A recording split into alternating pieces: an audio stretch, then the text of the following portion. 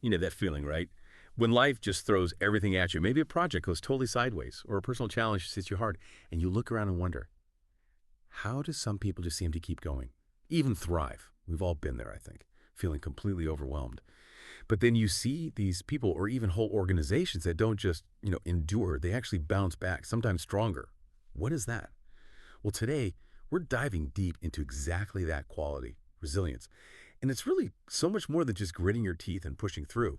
It's this profound human capacity to adapt, to learn, and maybe even grow from the toughest stuff life throws at us. And for this deep dive, we're pulling some really powerful insights from the HBR Emotional Intelligence series. Our mission here is to give you, our listener, a kind of shortcut to understanding what resilience really is and, maybe more importantly, how you can actually cultivate it in your own life. We've got some surprising facts, I think, and definitely some practical takeaways for you.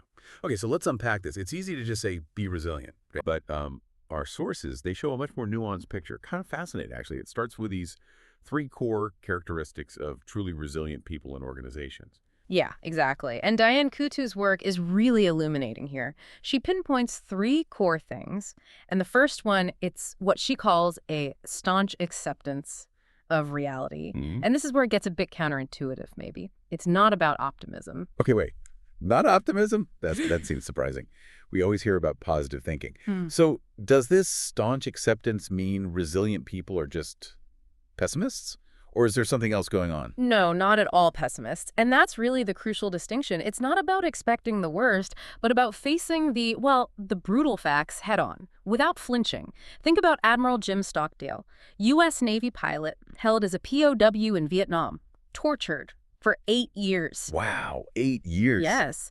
And he observed that the prisoners who didn't survive, who didn't make it out, they were often the optimists. The operating well. Yeah, the ones who kept saying, oh, we'll be out by Christmas, then, okay, definitely by Easter. And the 4th of July, Stockdale believed they died of, quote, broken hearts, just repeated disappointment wearing them down. Wow. Oh, okay, the optimist didn't make it. That really flips the script on what we usually hear about needing to stay positive, doesn't it? Absolutely does. So the insight isn't just be realistic, it's almost in really dire situations, this kind of unwavering, maybe unrealistic optimism can actually be dangerous, fatal even. That's the implication. A sober, sometimes even grim acceptance of the reality of the situation that seems to be the true foundation for survival in those extreme cases. That's powerful. And this kind of hard-nosed realism, it applies to organizations too. Look at Morgan Stanley on 9/11. Okay. After the first World Trade Center attack back in '93, their senior management had this, grim realization. Working in such a symbolic place made them a target. Right. Makes sense. So they launched this really rigorous preparedness program led by their VP of Security, Rick Rescorla, a decorated Vietnam vet, by the way. Huh? He made sure their, 2,700 employees in the South Tower were drilled relentlessly on evacuation procedures, catastrophe procedures. So they practiced a lot. A lot. So when the first plane hit the North Tower, Morgan Stanley started evacuating just 1 minute later. 1 minute. Wow. When the second plane hit their tower, their offices were already largely empty. They lost, I think, only 7 employees out of those thousands. Incredible. So it wasn't just having a plan B. It was about really confronting the absolute worst case scenario, daring to think about it, and then acting on it, even if it seemed extreme beforehand. Exactly. I mean, luck obviously played a part, no question, but it was their stark acceptance of a grim possibility and that meticulous preparation that really allowed them to, benefit from that luck. They even had 3 different recovery sites set up, which probably seemed, extravagant on September 10th. Yeah, overkill maybe? But it turned out to be genius on September 12th. Right. Okay, so staunch acceptance of reality is number 1. Yeah. What's the second characteristic? The second one is closely linked, actually. It's a deep belief that life is meaningful. Resilient people, they don't just throw up their hands and cry, why me? How could this happen? Instead, they sort of devise these constructs about their suffering. They find lessons or meaning where other people just feel like victims. Okay, finding meaning in suffering. That's a profound idea. Can you give an example? How does that work in practice? Absolutely. Kutu mentions a friend, Jackie Wasso. She battled undiagnosed bipolar disorder for a whole decade, a really tough time. Yeah, I can only imagine. And she didn't ask, why me? Her question was more like, why not me? And she found this deep meaning in the incredible friends who stuck by her, who supported her through the absolute bleakest moments. Finding meaning in the connection, in the support. Exactly. And Yeah. this connects directly to Viktor Frankl, the Austrian psychiatrist, Auschwitz survivor. Right. Man's search for meaning. Precisely. He developed what he called meaning therapy, right there, in the concentration camp. In the midst of unimaginable suffering, he found purpose. How?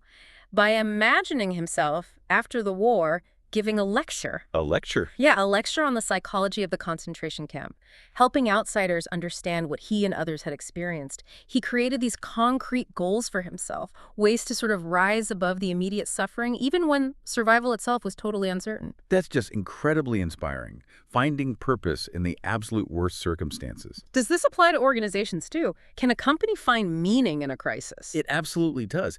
Think about institutions that have lasted centuries. Mm-hmm. The Catholic Church, for example, it survived, 2,000 years? Okay. Through wars, corruption, schisms, Mhm. largely because of its core immutable values. That provides meaning and structure. Okay. In the business world, you see it too. Companies like Johnson & Johnson with their famous credo, Yeah. or UPS, they talk about their noble purpose. These aren't just plaques on the wall. They act like scaffolding, especially in times of trouble, right? Something to hold on to. Yeah. The CEO of UPS, Mike Eskew, he actually credited their noble purpose with helping the whole company rally after that really agonizing strike they had in 1997. Interesting. So values provide meaning, which builds resilience. Yes, but here's a crucial nuance, maybe a slightly uncomfortable one. Resilience, based on these values, it's neither ethically good nor bad in itself. What do you mean? Well, take Philip Morris, the tobacco company. Controversial values, obviously. But they've shown remarkable resilience over the years. Why? Because internally, their executives seem to strongly believe in certain values, like adult choice. The strength of that internal belief system, regardless of what we might think of it externally, that contributes powerfully to their organizational resilience. Okay, that's a really fascinating point. Resilience isn't inherently virtuous. It's about the strength of the internal framework, whatever that framework is. Precisely. It's about the conviction. Okay, so we have acceptance of reality and belief in meaning. What's the third characteristic? The third building block is what Coutu calls an uncanny ability to improvise. Or, to use the term from the French anthropologist Claude Lévi-Strauss, bricolage. Bricolage, like DIY. Sort of. The word bricoler originally meant something like an extraneous movement, like a ball rebounding unexpectedly. But now it means inventiveness, resourcefulness, solving problems without the proper tools, just making the most of whatever you have at hand. Okay. Tinkering, making do. Exactly. Bricoleurs are always tinkering, putting things together in new ways, using objects for unfamiliar purposes. Can you give an example of that kind of improvisation in action? Yeah, there's a guy, Mike Andrews. He had an educational materials business. It got hit by a recession and a lawsuit at the same time, really threatened the whole thing. Ouch. Double whammy. Yeah, but he kept it afloat by constantly morphing it, as Coutu puts it. He did joint ventures, selling English language training to Russian companies, Chinese companies. He published newsletters. At one point, he was even writing video scripts for his competitors. Wow, whatever it took. Whatever it took, just constantly adapting, using whatever skills or opportunities came up. And thanks to that constant bricolage, he actually ended up with a much stronger business than when he started. That's a great story.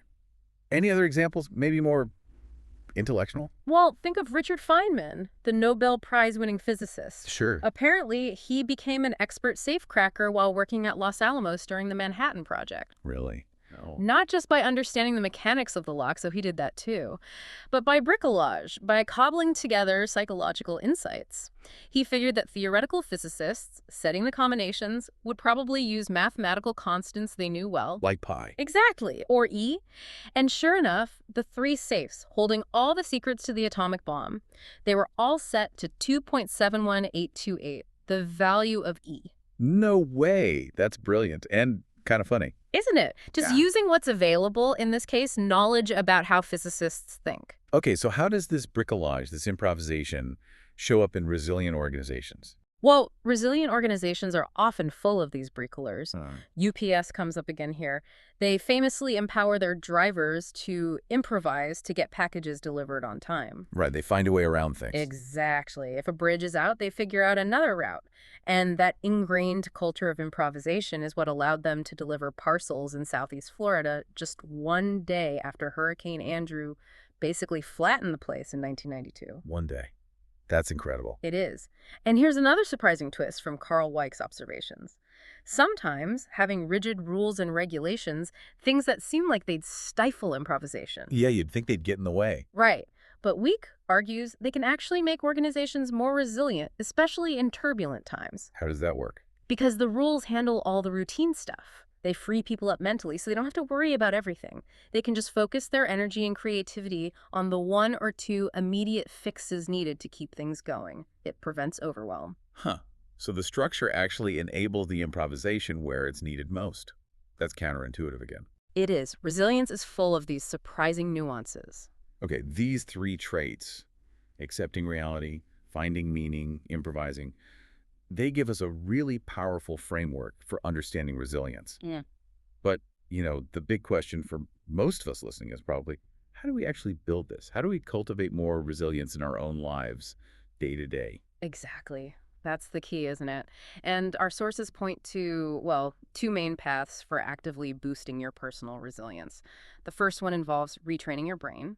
Daniel Goleman explores this idea. He makes the point that, yeah, major failures are thankfully rare for most of us, but we need resilience constantly for the everyday stuff. The minor setbacks, the little screw-ups, they're just routine, part of everyone's life. Retraining your brain. Okay, that sounds pretty involved. What's actually happening in there during those daily screw-ups, and how can we influence that? Well, think about when you get really upset, maybe snap at someone or do something you instantly regret. Often that's your amygdala. It's like the brain's little danger radar. It's basically hijacked your thinking brain, your executive centers.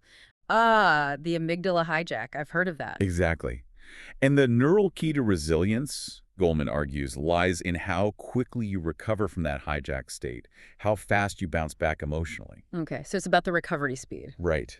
And neuroscientist Richard Davidson found something interesting here. He found that heightened activity on the right side of the prefrontal cortex correlates with distress, anxiety, negative feelings, while activity on the left side is linked to quicker recovery, more positive states. Left side good, right side less good for bouncing back. Basically, yeah.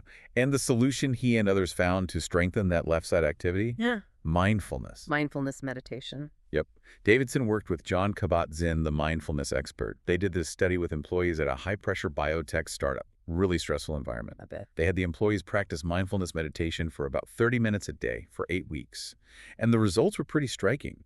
Their brain activity actually shifted less activity on that stressed out right side, more on the resilient left side. Just from meditating. Apparently so. And subjectively, the employees reported feeling less anxious, more energized. They even remembered why they loved their work in the first place, reconnecting with that initial passion. Okay, 30 minutes a day is, well, it's a commitment. Yeah. But those results sound powerful. For someone who's never tried mindfulness, is it complicated to start? The basic instructions are actually deceptively simple. Find a quiet spot. Sit comfortably. Focus your attention on your breath, just the sensation of breathing in and out. Okay. Don't judge your thoughts.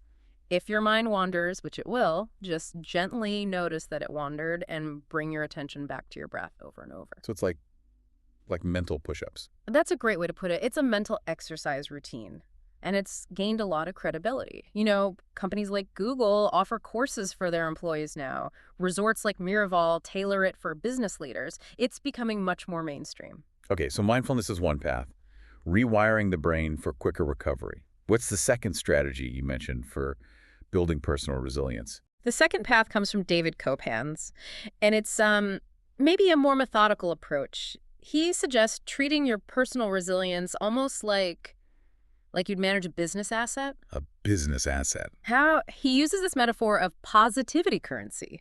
It's basically the emotional and psychological capital that you intentionally build up and manage through positive experiences, positive interactions, positive habits.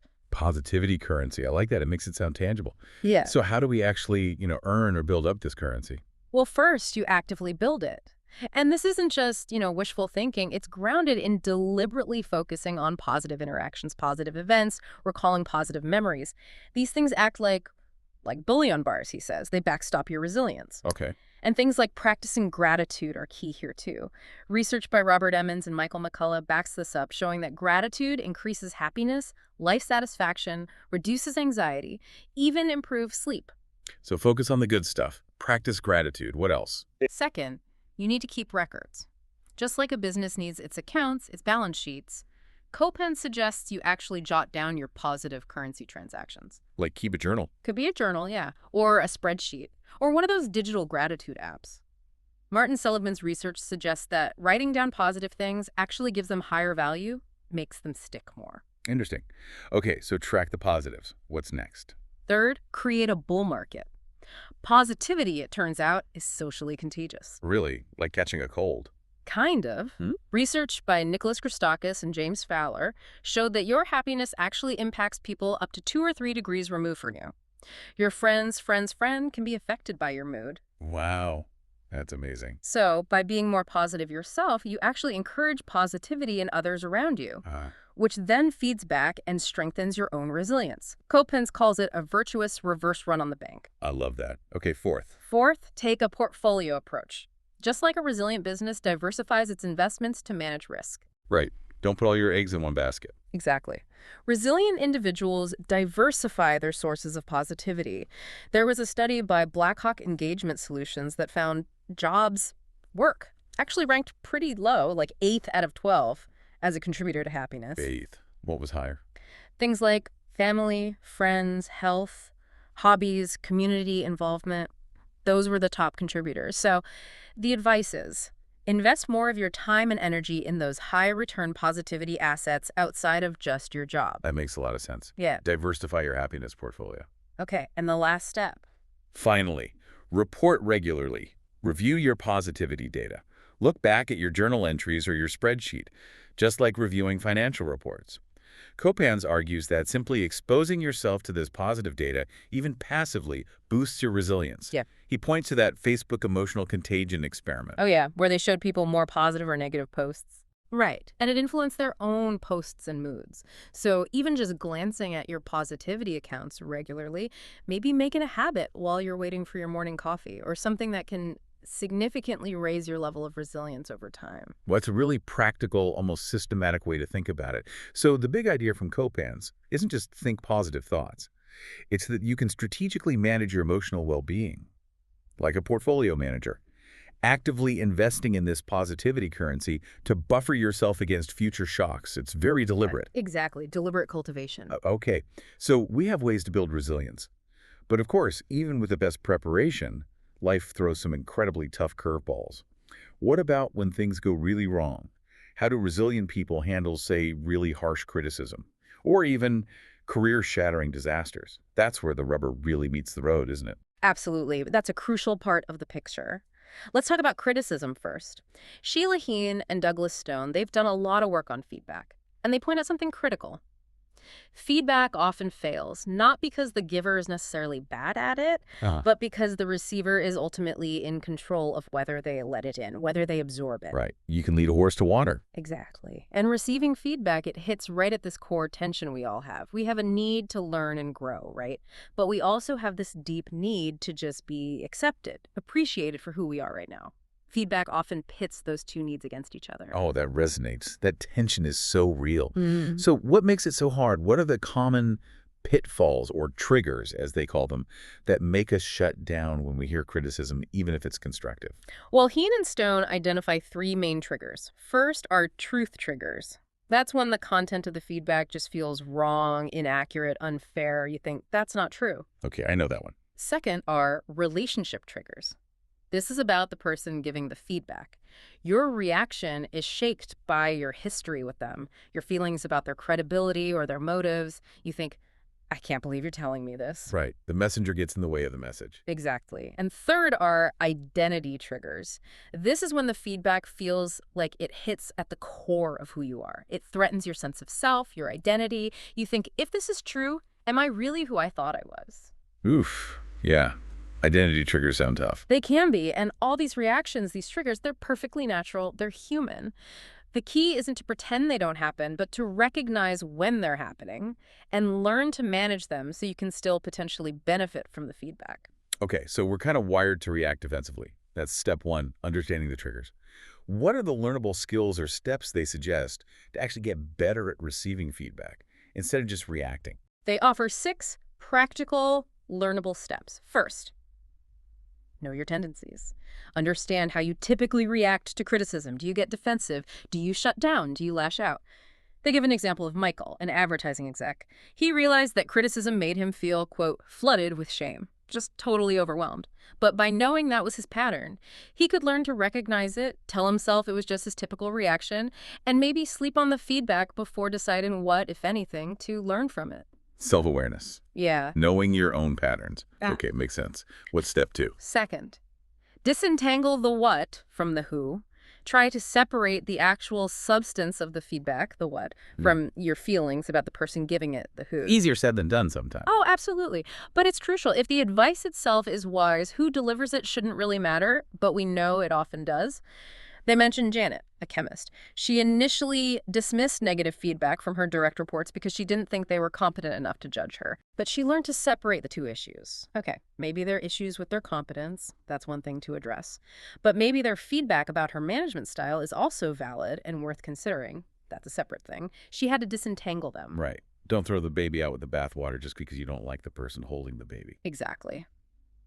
Third, sort toward coaching. Feedback often comes in two flavors.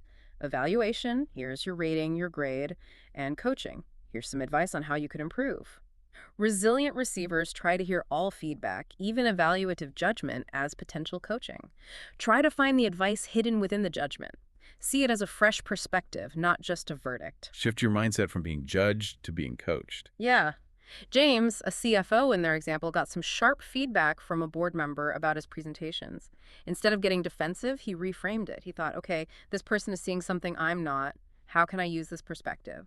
He saw it as helpful input, not an indictment. Okay, reframe to coaching. What's number 4? Fourth, unpack the feedback. Before you decide whether to accept or reject it, dig into it. Get specific. Vague feedback is useless. Right, like be more assertive. What does that even mean? Exactly. So Kara, a salesperson in their example, gets told by her boss Johan to be more assertive.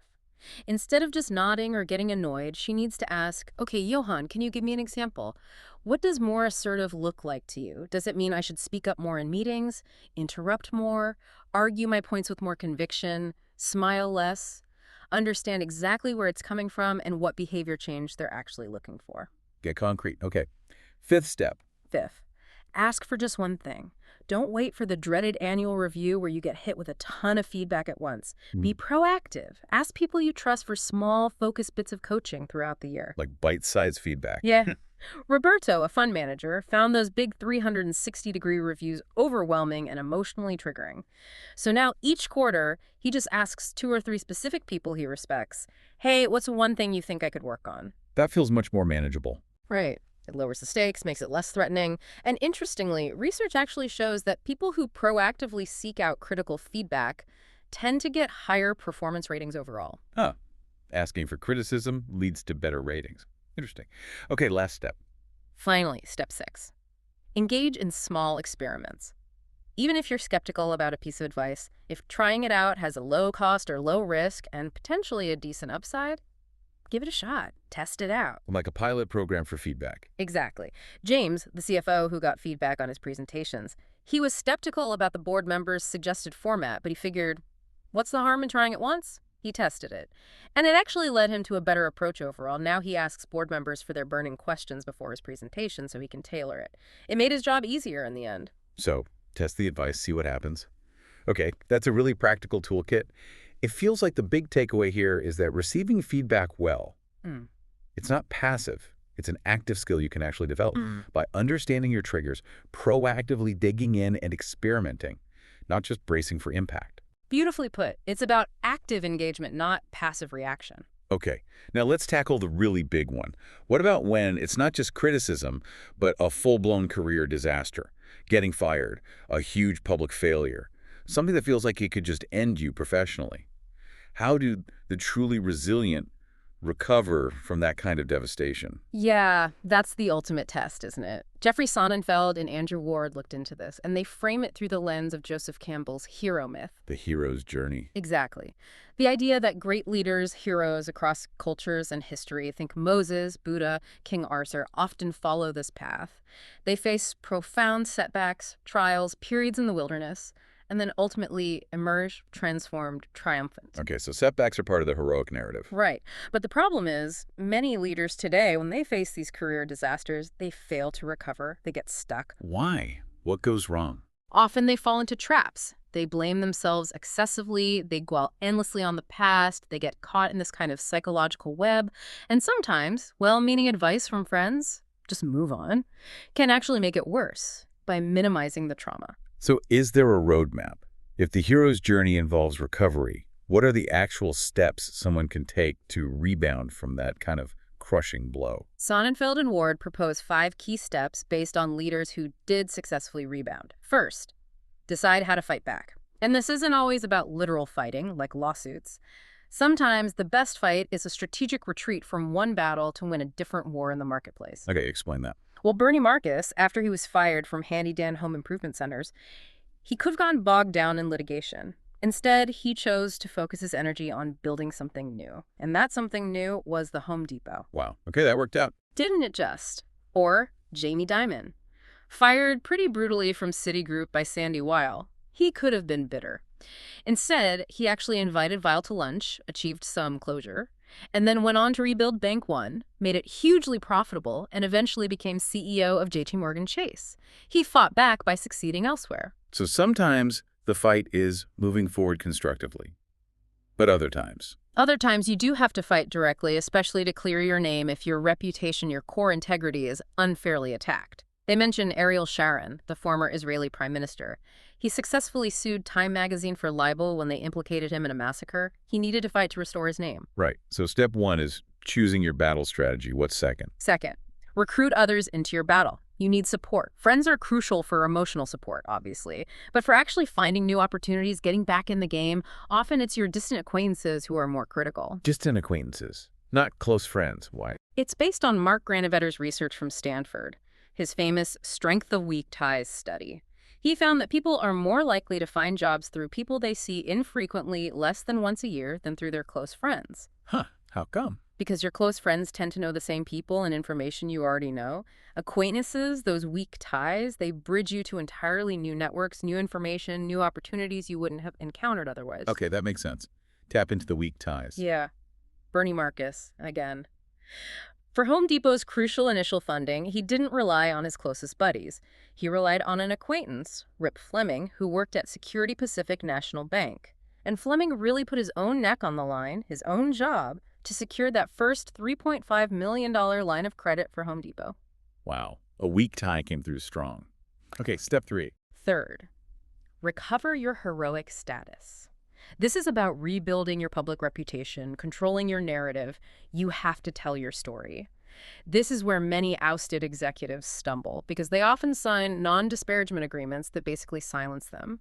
They mention Daniel Scotto, an analyst who refused to change his negative but honest analysis of Enron before its collapse.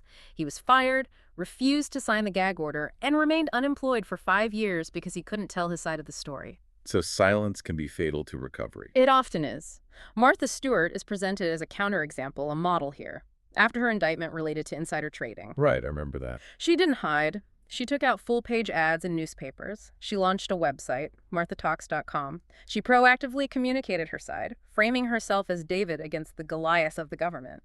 And her company's stock actually rebounded 50% while she was serving her prison sentence, partly because the public believed in her narrative. Incredible. Taking control of the story. Okay, step 4. Fourth, prove your mettle. You have to overcome your own self-doubt, sure, but also demonstrate to the world that you still have what it takes. Show competence, deliver results, often in a new role or by turning something around. Show, don't just tell. Exactly. Mickey Drexler. He was fired as CEO of Gap. Big public failure. When he left, he crucially refused to sign a non-compete clause. He then took over struggling retailer J.Crew, invested $10 million of his own money. Wow, put his own skin in the game. Big time. And he led J.Crew to this wildly successful IPO. It proved to everyone, and probably to himself, that his magic touch wasn't lost. He still had it. Okay, proving competence. And the final step. Finally, step 5. Rediscover your heroic mission. Find a new purpose, a new lasting legacy that genuinely renews your passion and commitment. It's often something bigger than just the previous job. Like a new chapter in the hero's journey. Precisely. Steve Jobs is the classic example, right? Fired from Apple, the company he co-founded. Devastating, but then he founded NXT. He founded Pixar. And then he returned to Apple, completely revolutionized it with the iMac, iPod, iPhone, finding an incredible new mission. Right. An amazing comeback story. Or Michael Milken, the junk bond king. Yeah. After serving prison time for securities fraud and then getting diagnosed with advanced prostate cancer, Yeah. he turned that incredible energy and zeal he'd applied to finance into battling cancer. He founded research institutes, became a major philanthropist in medical research. It was a form of restitution, perhaps, but also clearly a powerful new purpose, a new mission that redefined his legacy. Those are really powerful stories of bouncing back. It really drives home that recovering from a huge career disaster. Right. It's not just about dusting yourself off and getting a new job. It's this strategic, multi-pronged fight. You have to fight for your narrative, leverage your network creatively, prove yourself again, and ultimately find a renewed sense of purpose. That's deep resilience. It really is. It's a journey. Okay, so we've talked about the core traits, practical strategies, handling criticism, even bouncing back from disaster. But there's one more crucial piece, isn't there? Something that flips the script again. If resilience isn't just about toughing it out, then what is it really about at its core? This next insight from Sean Aker and Michelle Gielan, it really challenges that traditional grit narrative, doesn't it? It really does. It's a fascinating and I think essential corrective. Because as you said, we often have this almost militaristic view of resilience, right? Powering through, enduring hardship, slogging through the mud no matter what. The never give up mentality. Exactly. But Aker and Gielan argue that this entire conception, it's just scientifically inaccurate. And worse, it's unsustainable. In fact, they say the very lack of recovery periods in our lives is dramatically holding back our collective ability to be resilient and successful. Lack of recovery hinders resilience. Directly. There's research showing a clear correlation between lack of recovery time and increased health problems, safety issues on the job. It costs companies billions. Yeah. They estimate $62 billion a year in the U.S. just in lost productivity due to burnout and lack of recovery. $62 billion. Wow. And this phenomenon of workaholism, not just working hard, but being overly concerned, uncontrollably driven by work to the point where it impairs other areas of your life, it's incredibly prevalent. So pushing through exhaustion, that whole grind culture we sometimes celebrate, that's actually the opposite of building resilience. It's the absolute opposite. They make this great point. We often praise, say, a high school student who stays up until 3 a.m. finishing a project. We call them dedicated, resilient even. But that's a total distortion. A truly resilient child is actually a well-rested one. Huh. Never thought of it that way. And Ariana Huffington makes a similar point about sleep, right? We sacrifice sleep thinking we're boosting productivity, but ironically, that lost sleep adds up. She calculated it costs about 11 days of lost productivity per worker per year just from sleep deprivation. 11 days. Yeah. That's staggering. Okay, so if pushing through is wrong, what's the biological reason? Why is recovery so essential for resilience?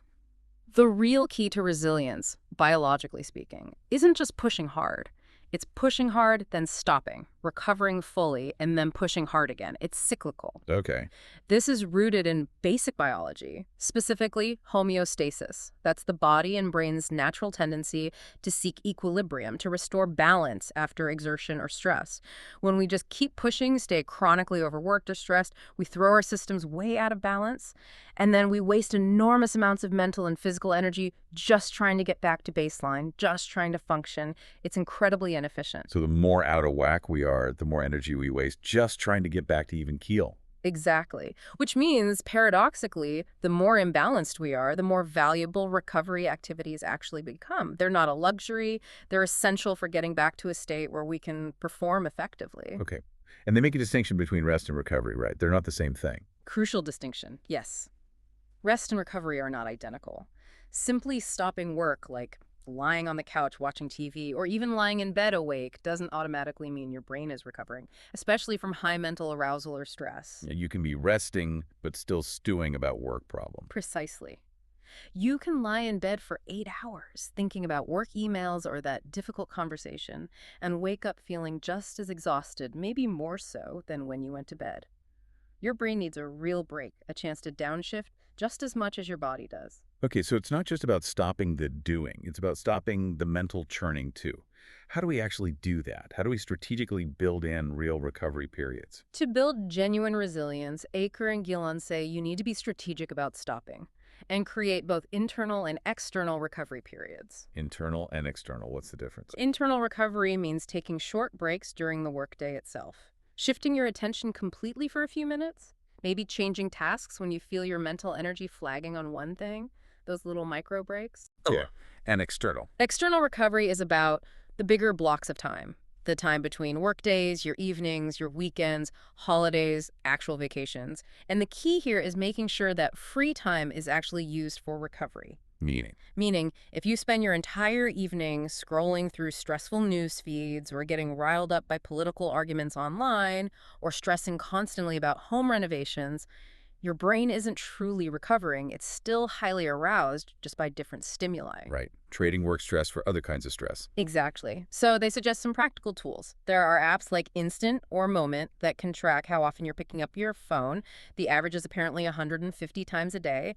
That adds up to maybe 2.5 hours of lost fragmented time. 150 times, good grief. Yeah, so maybe use apps like Off Time or Unplug to deliberately create tech-free zones or periods. Take real cognitive breaks, step away from screens maybe every 90 minutes or so during the workday. Actually eat your lunch away from your desk. Simple things, but hard to do sometimes. They are, and the big one. Take all your paid time off. Don't be a vacation martyr. Research actually shows that taking your vacation time not only aids recovery, but is linked to higher productivity and even a greater likelihood of getting promoted later on. Taking vacation helps you get promoted. That's counterintuitive again. Isn't it? But it makes sense if you come back recharged and more effective. Do the authors, Aker and Gielen, do they practice this themselves? They say they do now. They mention specifically how they started using plane travel differently, instead of seeing it as a time to frantically catch up on work in cramped conditions with bad wifey. Yeah, the usual stressful flight experience. Right. They decided to make it a dedicated work-free recovery zone. They use the time to relax, meditate, sleep, watch movies, journal, whatever helps them recharge. And they say they now arrive at their destinations feeling genuinely rejuvenated, actually ready to hit the ground running in the performance zone again. That's a great reframe of dreaded travel time. Okay, so let's try and bring this all together for you, our listener, this deep dive. It's really shown that resilience is multifaceted, isn't it? It starts with that sober, staunch acceptance of reality, finding meaning even when things are incredibly hard, and being resourceful, that ability to improvise, to bricolage your way through problems. Right, those are the core building blocks. But then, maybe the most profound and definitely the most counterintuitive insight for many of us is that true strength, true resilience, doesn't come from just relentless endurance. It comes from strategically stopping, creating space to truly recharge and recover. That's where resilience is actually built and sustained. Absolutely. Recovery isn't the opposite of performance. It's an essential part of performance. And these aren't just, abstract psychological concepts. We've talked about really actionable things here. Mindfulness practices, managing your positivity currency, specific steps for handling feedback, strategies for career recovery, building in recovery time. These are things that can impact your daily life, your career, your overall well-being. Yeah, the message is hopeful, I think. Resilience isn't just some fixed trait you either have or don't. It's a capacity. It's a muscle you can actively train and strengthen throughout your life. So as we wrap up, here's maybe a final thought for you to take away and ponder this week. Based on everything we've discussed, what's one small, intentional step you could take starting now to build just a little more recovery zone into your own life? Understanding that true strength, lasting strength, comes not just from how much you can endure, but maybe even more importantly, from how wisely you choose to recharge.